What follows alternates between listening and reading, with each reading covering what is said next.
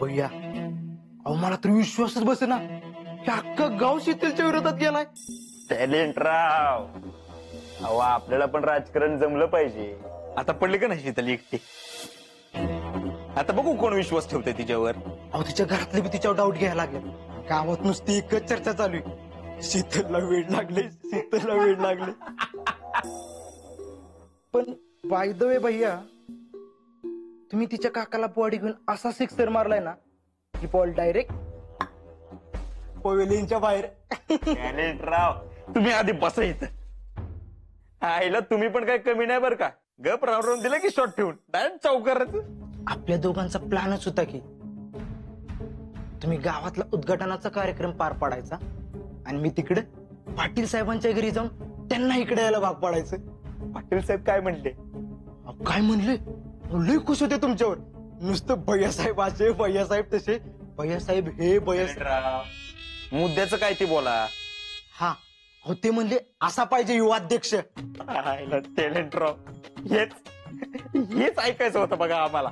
बरं उद्या ते आपल्या गावात येणार आहेत तर त्यांच्या तयारीत कुठेही कमी पडू नका. टेन्शन नॉट भैया, मी सगळी पोर आत्तापासून कामाला लावल्यात. हा हे त्या पोरावर नको डिपेंड राहू बाबा. लय उबलाक पोर आहेत ती. तुम्ही स्वतः पुढून काहीतरी करा. जेवणाची व्यवस्था तुम्हीच करा. अहो भैया मी सगळी सिस्टीम व्यवस्थित लावून आलोय. टाळी द्या तुम्ही. आपल्याला कुठल्याही परिस्थितीमध्ये हा चान्स घालवायचा नाही. आता फक्त आजच्या माईकचा सवाल आहे. उद्यापासून सगळ्या मॉर्निंग वेगळ्या असणार आहेत आपल्यासाठी. आता जिल्ह्यात फक्त एकच नाव, भैयासाहेब देशमुख.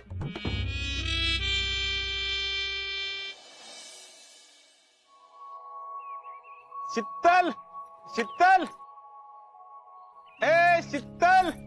काय रे रावल्या, कशाला नरड काढतोस? अय रावल्या, इकडे मी. वर्किंग गोटा होय. Okay okay okay. जिजे कशी झाली तुझी ट्रिप? ट्रिप कसली रे? अगं मायडी मावशीकडे गेली होतीस ना फिरायला. हाती वय. अरे जरा मायडीकडे जाऊन भेटून आली मी. चांगली टुनटुनीत आलेस की. हा त्या चलर बोपळ्या टुनुक टुनुक मधल्या म्हातारी गत हाय का आता. तिथं मला सासूर असंच आहे नाही का. काय रावल्या, मुली एकीकडे गेली, धाटी मुठी झाली, तू फ्रुटी खाल्ली, असंच ना. काय बोलते तुम्ही? अगं जिजे हळू बोल की जरा. मामीनं बिमीनं ऐकलं ना परत लय सासुरवास करल तुझा. ती काय म्हणलं सासूर असं करत्या? घास आहे का तिचा? रावल्या, तुला मामीना घावायला पाहिजे म्हणजे तुला कळेल. अगं ह्यो माझ्या मोरच मिरवत असतो सारखा. मी भेटतोय काय कोणाला? हाय का कोण? ए नाही कोण. जिजे अगं यास्मिन अशी म्हणत होती की तुझ्या हाताचा लय चांगला लागतो. मग कर की आम्हा दोघांनी तुझ्या हाताचा. अय रावल्या, त्यांना कशाला सांगतेस? मी आहे की, मी करते. दम जरा. असू दे शीतल, असू दे. शीतल अगं हे दोघं तुलाच भेटायला लागत व.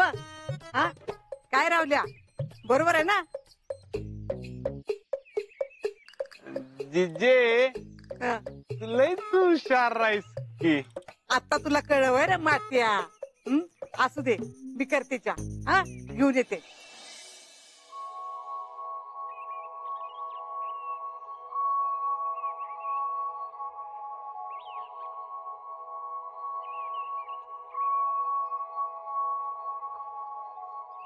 तुम्ही दोघं भी एकत्र कशी काय? हमें बात करनी है तुझसे. माझ्या संग काय बोलायचं आता? हे बघा, काल जी काय झालं त्याबद्दल जर बोलायचं असेल तरी एका शब्दानं ऐकून घेणार नाही, सांगून ठेवते. ओढू नको, पहिले सोन तुले ना. आधीच काय बोलतेस? शीतल काल जी फट्यावर काय झालं तू सगळ्यांसमोर बोललीस, पण अगं तसं खरंच काय नाही. आणि जर का मी बोलते तसंच असेल तर काय का तर तू अशी का करायला लागल्यास? अगं मी सांगतोय की तुला. हम तेरे से बात करणे आहे ना. आधी मला सांग, तुला असं का वाटलं? लई शहाणी आहेस. मला वाटलं म्हणून मी बोलले नव्हते.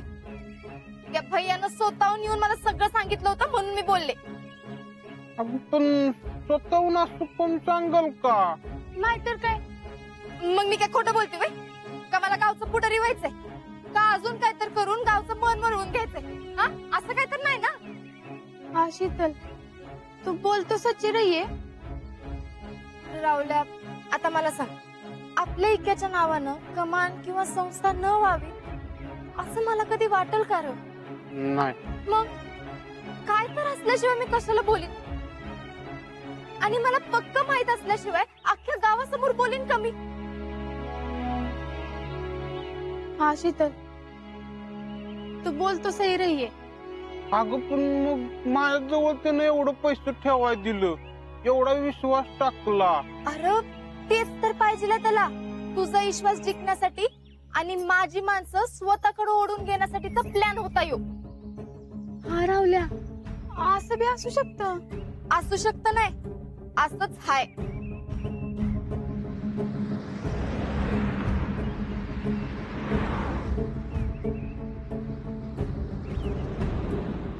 कोण राहिलंय गावात? अगं ते पाटील साहेब आहेत वाटतं. पाटील साहेब? अगं ते भैयाच्या पक्षाचे प्रमुख नेते आहेत ना. ते त्या दिवशी मावशीकडे आलते ते होय? हा तेच ते. ते आज भैयांची मोठ्या पदावर नेमणूक करणार आहेत वाटतं, अशी चर्चा आहे गावात. काय सांगतोयस? हो, अगं त्या भैयानं गावात केलेली कामं त्यांना लय आवडल्यात म्हण. गावातली कामं आवडली म्हणून? ते कामानीच आणि ते शीतल, ते सोड, मी काय सांगतोय ते ऐक की.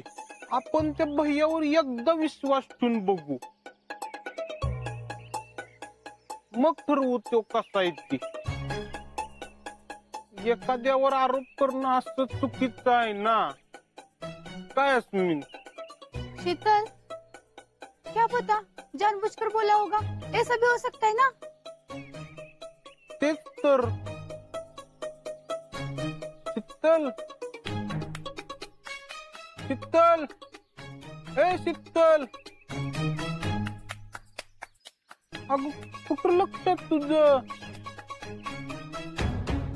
पेट्या भैया, आज तर तू गेलाच कामात.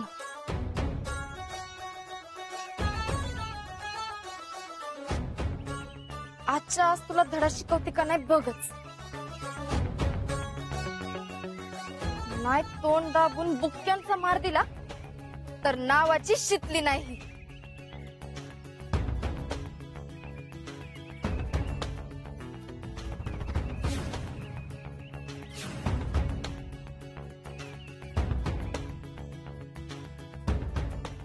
आता काही खरं नाही त्या भैयाचं.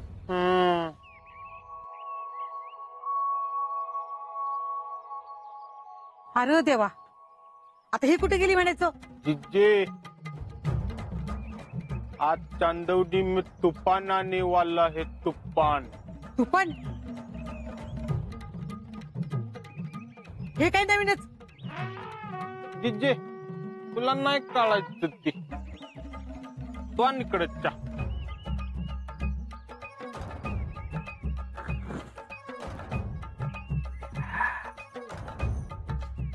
ऑसम.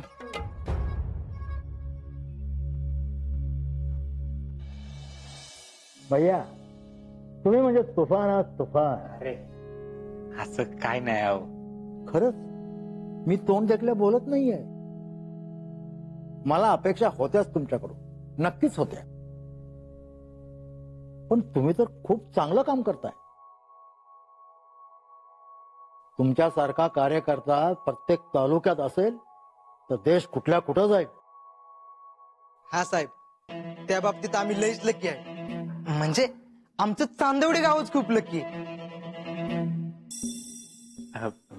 खर तर साहेब, आम्ही तुम्हाला आयडॉल मानतो. म्हणजे नाही का टॅलेंट. होय होय. आता तुमच्याकडनं एक प्रकारची आम्हाला ती प्रेरणाच मिळत असते.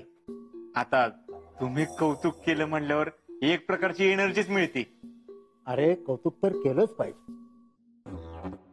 जवानाच्या प्रती तुमची आत्मीयता भावली आम्हाला. साहेबाऊ त्यांच्या कुटुंबाचं खरं तर आपणच बघितलं पाहिजे. म्हणजे आपल्यासाठी ते तिकडे सीमेवर लढायला जातात, जीव देतात. आता आपलं विक्रमच घ्या की. होय होय, त्यांच्या आईला आपण भेटलो ना. हा, कशा आहेत त्या आता? आता बऱ्या आहेत त्या. हा, आणि भैया रोज जेवणाचा डबा घेऊन जातात त्यांना आणि खूप काळजी घेतात, अगदी स्वतःच्या आईसारखी. अरे वा. आणि त्यांना बी खूप कौतुक केलंय भैयांचं. त्या माऊलीच्या डोळ्यात पाणी आलं बरं का. तर स्वतःच्या मुलाची कमान होती म्हणल्यावर आणखी दुसरं काय वाटणार आहे त्या माऊलीला. वा, उत्तम. पण असा विचार सगळे करत नाही. माझ्या बहिणीला त्या काळी वडिलांनी आर्मीतल्या आमच्या दाजींना दिली. आमचे दाजी म्हणजे कारगिल युद्धात लढलेले. त्यांनी एक एक गोष्ट सांगायला सुरुवात केली तर काय बोलायलाच नको. आजकाल या जवानांच्या गोष्टी लोकांपर्यंत पोहोचल्या पाहिजेत. भैयासारखी माणसं असली ना, तो लोकांना विक्रम बद्दल कळेल, त्याच्या पराक्रमाबद्दल कळेल, त्याच्या त्यागाबद्दल कळेल. हा, अहो ही आयडिया भैयांचीच होती की म्हणजे गावात आलं ना की पहिल्यांदा काय दिसेल ना तर आपल्या विक्रमचं नाव दिसेल. हे भैयांचं ध्येयच होतं. भैया, मी फार पुढचं बोलत नाही, पण अशी समाजसेवा करत राहिला तर आपल्या पक्षाचे भावी आमदार नक्की व्हाल. तुमच्यासारख्या कार्यकर्त्याला तिकीट तर आम्ही देऊच. हो साहेब, तुम्ही बोललाय ह्यातच सगळं आलंय. काय टॅलेंट. हा, नाहीतर काय. आणि तुम्हाला सांगतो साहेब, भैयांच्या डोक्यात अशा विविध आयडिया आहेत. आता ते स्त्रियांसाठी वेगवेगळ्या योजना आणायचं त्यांच्या डोक्यात आहे. तुम्ही म्हणताय असं आमदार जर झालं ना तर देशातील आदर्श गाव बनवून टाकतील भैया. हा, अहो खरं तर स्त्रिया आणि जवान हेच आपला देश सांभाळतात. म्हणजे जवान तिकडे सीमेवर आणि स्त्रिया इकडे घरी.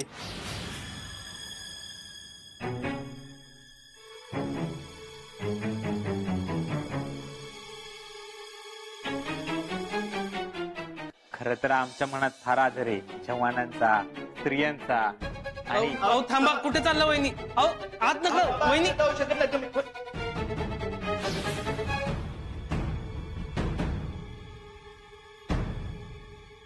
वा हर्षवर्धन वा. खरंच तेवढा आदर आहे व्हय जवानांचा, त्यांच्या कुटुंबाचा आणि स्त्रियांचा.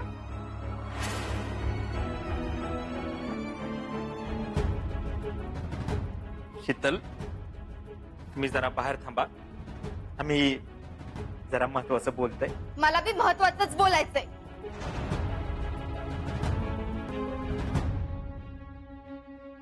एवढा आदर आहे म्हणून एका फौजीच्या बायकोशी सुडानं वागतोस व्हय? सोडा ना. अहो नाही, ते असंच काहीतरी बोलतायत त्या. होय होय वहिनी, चला बाहेर तुम्ही. तसं काय नाही, चला. थांबा, बोलू द्या त्यांना. तुम्ही फौजींच्या मिसेस ना? आपण भेटलो होतो शहीद विक्रम राऊत यांच्या घरी. व्हय साहेब, मीच आहे ती. बोला ना.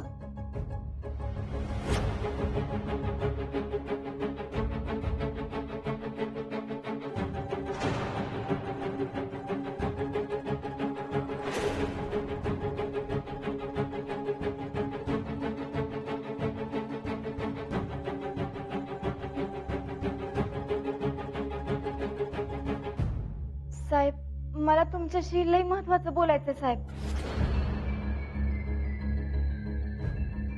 मी जे काय सांगते ते स्पष्टच सांगते. तुम्हाला जे वाटतंय ते बोला.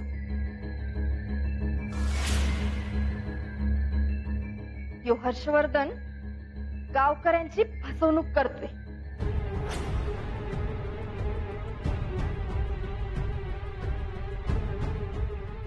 अहो साहेब, काय पण बोलती. भैया बोलू द्या त्याला. बोल.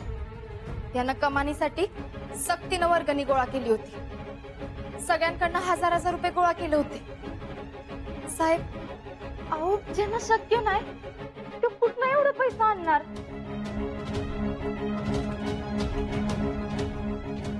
आणि तेवढंच नाही तर मला रस्त्यात एकटीला गाठून धमकी बी दिली होती.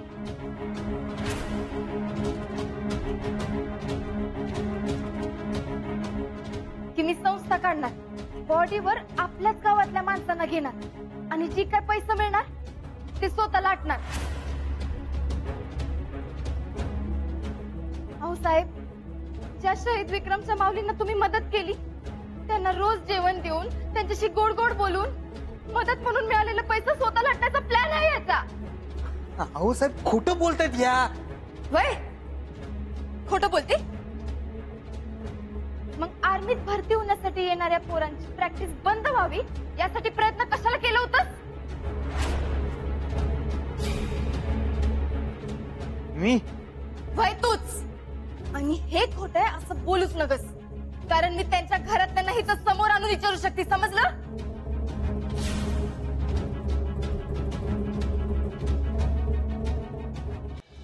हे बघा, तुम्ही काय बोलताय? सरळ सरळ आरोप करताय तुम्ही. हा हेच हेच साहेब, हे आरोप करतायत आमच्यावर. हो नाही नाही साहेब, मी जे काय सांगते ते खरं सांगते. विचारा याला मला भेटून धमकुलं होतं का नाही ते विचारा. काय भैया? अहो कुठं ऐकतंय यांचं? येड लागलंय यांना. असं मी ना की गावातले म्हणते. नवरा बॉर्डरवर गेला ना तेव्हापासून असं भैसटल्यासारखं वागतंय. ए चल चल बाहेर तू. अहो, नाही, चल. नाही.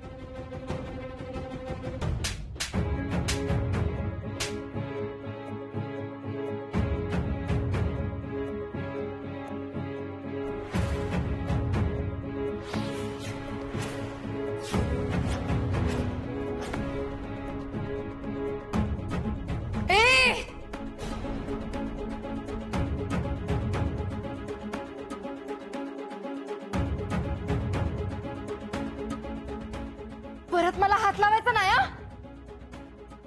आणि तुझा जो काही रुबाब आहे ना तो दुसऱ्यांवर झाडायचा, माझ्यावर नाही.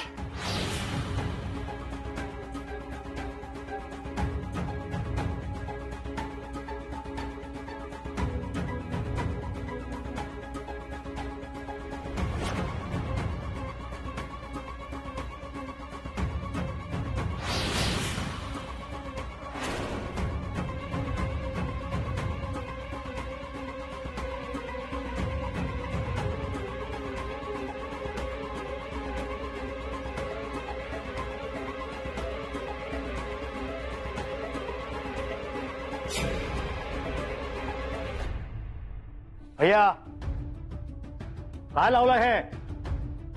आता तर तुम्ही स्त्रियाबद्दल बोलत होता ना. एवढे ठोंगी आणि खोट माणसाने असू नये.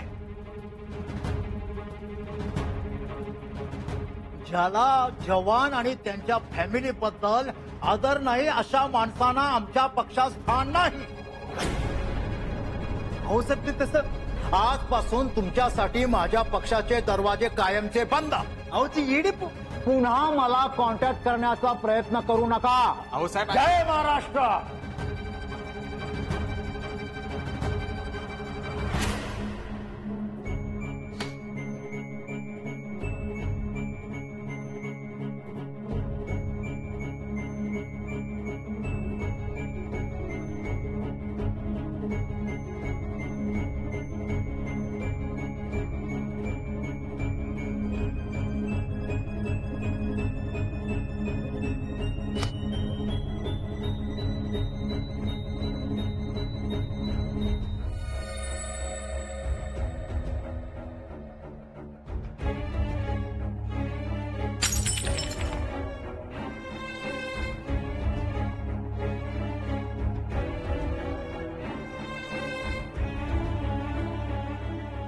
शिकले लई मोठी चूक केलीस तू.